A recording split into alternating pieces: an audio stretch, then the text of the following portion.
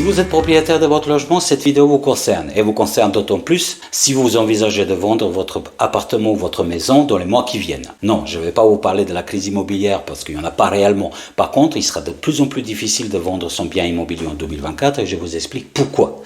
On sort d'une période très favorable aux acquéreurs où les conditions d'obtention de prêt étaient très simples, les taux d'intérêt étaient très bas. Donc on avait une demande très forte qui était bénéfique aux vendeurs également. D'autant plus qu'il y avait très peu de biens en vente, donc très peu de concurrence. Au fil du temps, la donne a changé, les taux d'intérêt ont augmenté, donc on a perdu une bonne partie d'acquéreurs. En même temps, les délais de vente se sont rallongés, donc on a un effet d'accumulation des biens en vente.